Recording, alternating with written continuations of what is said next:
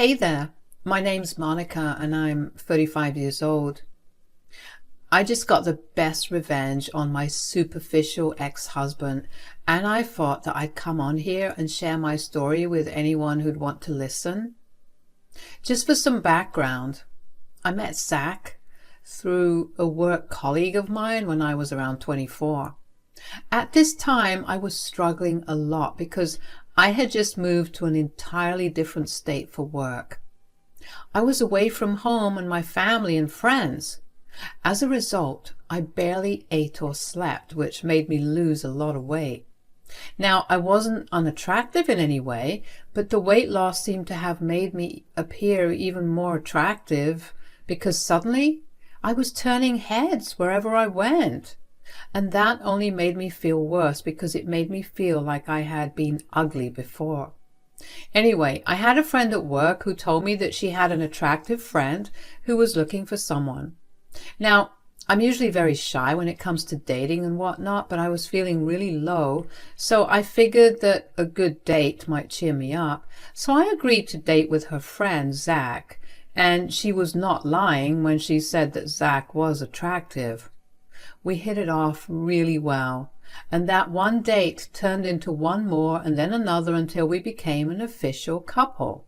While Zach was an attractive and charming man, there was only one flaw to him, and that was that he wasn't exactly earning very well. But I didn't mind that because I had big feelings for him and I made enough to pay for all our dates. Anyway, the relationship got really serious, and after about 3 years of dating, we decided to get married. Zach invited all of his friends and family, who I did not get to meet until our wedding because they all lived on the other side of the country. Our wedding was truly a glorious day. I met more people than I ever did in my entire life. I didn't get to know them well, but everyone on Zach's side seemed to be lovely people. If there was one thing that I would note here, it is that all his friends, who were his childhood friends, were super rich. They bought us the fanciest and most expensive gifts. These are things that I never thought I'd ever own. Anyway, life after marriage was pretty good for me. I finally began to feel comfortable, and slowly but surely I began to gain a little weight. I was overweight, but I finally had more than just skin and bone on me. I noticed Zach getting more distant, but he never really talked about it whenever I asked, so I just let it go and waited for him to come to me. One day after Zach came back from work, he told me that he had been thinking of meeting up with his friends. So the boys and I were discussing meeting up by the end of this month. The boys?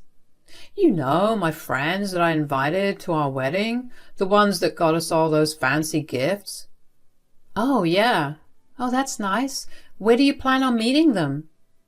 Well, I was sort of hoping that we would host dinner for them and their wives. That's not a bad idea. Plus, that would save us some expense. This month has been really hard, hasn't it? Yeah, but, could you not bring up our financial situation in front of them? Of course, I only made that remark because it's us right now. I know. It's just that I do sometimes feel a little inferior to them because we all grew up together and I'm the only one that's still struggling. I get that. And I'm not suggesting that we don't host, but because you are insecure, why don't any one of your friends host dinner? That might make the whole thing feel less stressful for you. No, they already look down on me, and if there's one way for me to make them feel like I'm not using them in any way, is to do this. Why in the world would your friends think that you're using them? I don't know. Deep down inside, I do think that they look at me that way. They always bought me all the fanciest of things, and I've never been able to give back to them in that capacity. Hey, I'm sure that they're grateful for everything you've done for them. If you've stayed for so long, I'm sure that they see what you contribute to the friendship and they're appreciative of it. Yeah, you're right, but still, we'll need to deep clean the house and only bring out our finest of things. You leave that up to me, sweetie. I know how to host a good dinner and make it seem like we're better off than we are. Thanks so much for understanding. Hey, if not me, then who'd be there by your side always? Even though I didn't actually get to spend time with his friends before, I was excited to meet them and get to know them better. Since we were hosting dinner, I figured that I might as well go all out. I cooked a buffet with every kind of protein available. I spruced up our apartment and tried to make it look as homely and lived in as possible. I even bought some extra furniture and paintings from the local thrift store to amplify the ambience of our home. Zach appreciated the effort, and I was just glad to be able to help him. When his friends came over, they were all so lovely and nice. I could tell that they came from wealth, but they never once flaunted it in our faces. They seemed like genuinely nice people, and throughout the night I felt like I had made friends with them too. While everything was going well, I couldn't help but notice how Zach had gotten quiet about half an hour into dinner. I tried to pull him aside and talk, but he refused to. Finally, after his friends left, I sat down next to him and asked him what was wrong. Is something wrong? No. Are you sure? Because you're suddenly really quiet. It's nothing. Oh, come on, I'm your wife. Tell me what's bothering you. You'll just end up taking it the wrong way. Oh, well, I'll try my best to keep my emotions to myself, so why don't you just open up to me? It's just that I'm a little embarrassed in front of my friends. What? Why? You seemed to be having a good time the last time they were over. Yeah, but then I realized something mid-dinner, and I guess I haven't been able to stop thinking about it. What was it?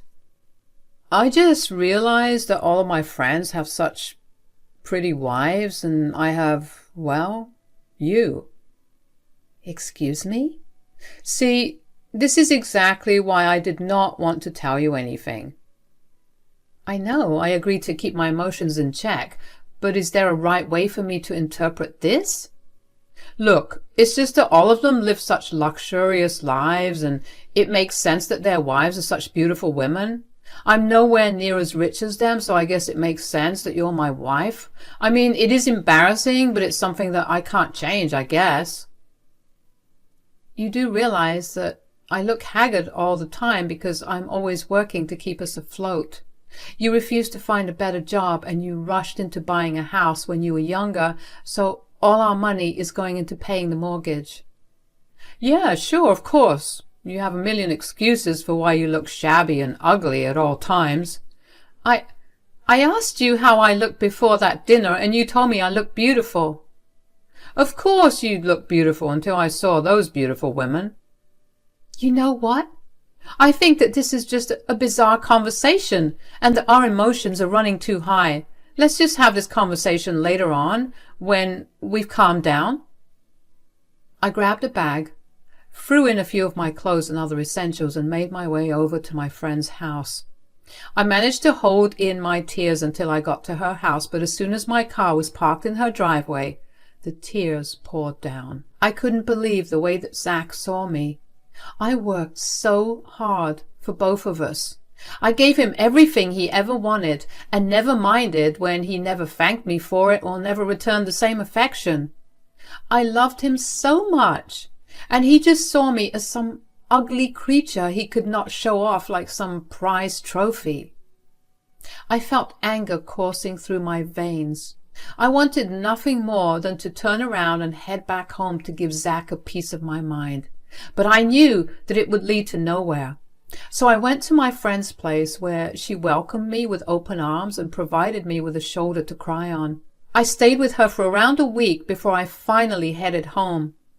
I figured I had cooled down, and I had given Zach enough time to cool down as well. When I got back home, Zach was watching TV in the living room. He did not acknowledge me at all, so I started the conversation. Are you ready to talk right now? Actually, yes. Great. Have you had a change of heart since our last conversation? I have. Okay, and? And? Are you going to apologize? Why should I apologize? You hurt my feelings. You insulted me. You completely made fun of my hard work. I don't see why I have to apologize for your pathetic excuses. Okay, so you did not have a change of heart. I'll just go back to my friend's place. Call me when you've realized how stupid you sound. No, wait, I didn't lie. I did have a change of heart. Here, sign these. Your change of heart led you to want to divorce me? You know what I realized in the 2 weeks that you were gone? That I am a catch. It's a tragedy that I'm stuck with someone as ugly as you. You cannot be serious. Oh, I very much am. I signed myself up on some dating apps the day after you left, and I got so many swipes that I knew that I was making a mistake by staying with you. You're divorcing me because you think that I'm too ugly? Do you realize how insane that sounds? I don't think that you're ugly. I can see that you are. You're an embarrassment, and I want nothing to do with you anymore. You know what? Fine, I'll sign these. Thank God. I didn't think I had it in me to wait any longer for you to leave. Wow. I dare you to find someone who care for and love you in the same way that I did. Good luck finding someone to pay all your bills for you. I don't need all that as long as I find someone that I can show off. Oh, you will regret this. Mark my words, you'll come back to me. And when you do, I will make your life hell. Zach grabbed his already packed bags and left. I was angry and hurt. How could Zach throw away our relationship over something as arbitrary as my looks? Besides, all that made me wonder about, was he with me for so long only because I fit his standards of beauty? And that made me feel sick. I always did feel like I lucked out a little too hard when I got together with him. But for him to treat me this way was unacceptable. I spent the next few nights crying myself to sleep. Thankfully, my boss was kind enough to grant me 2 weeks' worth of paid time off after I told her about my impending divorce. Over those 2 weeks, I sought out my emotions and got myself a good lawyer. I contested the divorce only because Zach refused to split our things equally. The divorce took about a year to get finalized, and in that time I poured myself into work. I needed any distraction to keep my mind off of the disaster that was my personal life once the divorce was finalized and I was finally happy enough to move on. I found out through a repost of mutual friend on Facebook that Zach got into another relationship with a woman who was not only much younger than him, but also so much more prettier than me. That sent me down another spiral of self-loathing and depression. I knew that I would not be able to live that way for long, so I quickly booked myself into therapy, and the next 4 years was spent in intensive therapy to undo all the damage that Zach had done to me. I began to put myself out there again and went on several dates, all of which went pretty well. Once again, just as I was beginning to feel better about myself, Zach showed up at my door one day, completely unannounced. I felt nothing but rage when I saw him, but I tried my best to be civil. What are you doing here? Well, it's been a long time since we saw each other, right? I thought I'd stop by and see how things are going with you. They're going great. I can see that. You have a beautiful home. Yeah, well, ever since I stopped paying for my lousy husband, things got better. Okay, I deserve that. But speaking of marriage, I'm getting married tomorrow. You came here to tell me that? I see that you're still as insane as you were before. No, it's just all of the wedding planning and stuff took me back to when we got married, and I guess I just missed us. I don't think that's right. How could you possibly miss someone as ugly as me? Look, I know that we ended on really bad terms, but I was talking to my friends during my bachelor party, and I guess I was way too superficial back then. You guess? Fine, I was. I was so focused on how all my friends had these gorgeous women that I never thought about how they had real loving and affectionate relationships with them. They had healthy and equal relationships. I did not do that with you. Yay, it only took you 5 years to realize that you were a complete and utter douchebag. I get why you're being cold right now. I mean, while talking to my friends, they told me how lucky they thought I was when I married you because you were the total package. You had the looks and you had a good job and a great personality. I guess I just got so used to you that I stopped seeing it. I let my insecurities get the best of me, and I'm not proud of that. I really am very sorry for the way that things ended. Well, I don't know what you thought you would accomplish by coming here and telling me all this. I appreciate the apology, but that doesn't mean anything now. I know, in the past few weeks, I guess I realized that the worst thing I ever did was letting you go. You were and still are the best thing that happened to me. What are you saying? You're literally getting married in 24 hours. I know. I still love you. Sure, I'll have a pretty wife now, but she doesn't hold a candle to your beauty and personality. I'm only marrying her because she's pretty and has money. So you still haven't changed? No, I have. I mean, clearly, considering that I came all the way to apologize to you. No, you're still the same. You only came here because of something your friends said. You're marrying a woman for the same reasons that you married me. I would even be surprised if, in another 5 years, you'll leave her for the same reasons you left me. That's not true. I do love her. Just not in the same way or in the same amount that I loved you. You're disgusting. Leave me alone. I couldn't believe the audacity that Zach had to show up at my door 5 years after he left me for another woman, and all to try and woo me again. On the day before his wedding, I was disgusted. You know, with the path I had been on before he showed up again, I was beginning to make peace with what had happened, but seeing him again after all those years and seeing that he was still every bit the despicable man he was when I left him, made me want to get even. I wanted him to feel the same pain of abandonment and betrayal I felt on the day that he left me. So I did what any other logical person would have done. I have those Ring security cameras at the doorbell. They record everything that happens outside my door. That meant that it recorded Zach's entire confession to me. Now, when I went to look at the footage, I saw that Zach was only partially in the frame, but that didn't matter. His voice was still very audible and recognizable. I then went through Zach's social media and found his fiancée, Cassandra. I messaged her and informed her of what Zach had done. She responded a few hours later, and she did not seem to believe me, so I sent her the video of what Zach had done. The only response I got from her after that was a thank you.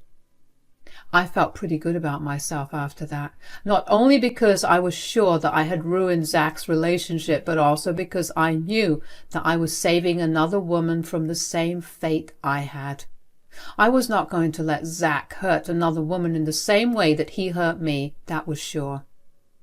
I pretty much forgot about my interaction with Cassandra until Zach showed up at my doorstep once again about a week after our last interaction.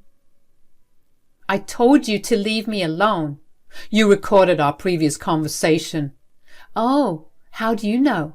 My fiancé played that audio in front of everyone, including my boss, while we were at the altar. Oh, wow. That is a great response to finding out that you were cheating. I did not cheat.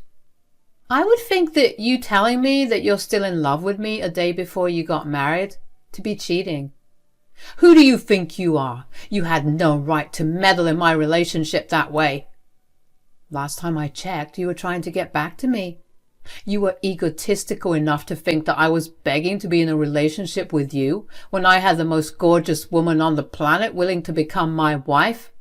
Whoa, I don't think I was being egotistical. I only sent your beautiful fiancée the recording of our last conversation and nothing else. She interpreted it as you cheating, and I'm sticking with the narrative as well. Ugh, you've ruined my life. Now you have to fix it. Fix it? How do you suppose I do that? You either tell my fiancé that the recording was a fake, or you take me back. Ha, Zach, I have absolutely no reason to do any of that. You make bad decisions, and when they come back to bite you, you can't blame the consequences on someone else. Don't try to act smart with me. You need to own up to what you did and fix it. I don't have any reason to. You can go ahead and figure out your life from here on. Just make sure to never, and I mean never, contact me again, or I will ruin your life yet again. You messed with me once before, and now you'll forever live to pay the price if you keep trying to get back into my life. Bye. Nothing felt better than putting Zach in his place. He had finally learned his lesson, and he was going to suffer even more than what I had gone through when he left me.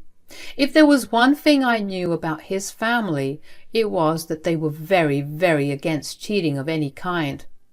I just knew that the second Cassandra played that recording in front of everyone, Zach lost his reputation. I can also vouch for that because just a few days after Zach called me, his mother called me to apologize for her son's bad behavior.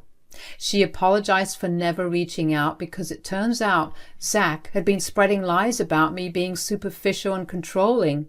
She asked me if there was any way that she could make it up to me, but truth be told, I didn't want anything from her or her family.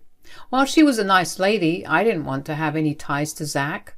I politely thanked her for reaching out to me, and she told me that she had disowned Zach entirely. Something else that she told me was that Zach's colleagues and his boss had been present at that wedding, and after seeing all that happened, Zach's colleagues began to distance themselves from him. His boss was not thrilled with Zach, and suddenly Zach was the black sheep in the company. People were constantly whispering behind his back, and eventually he couldn't take it, so he quit.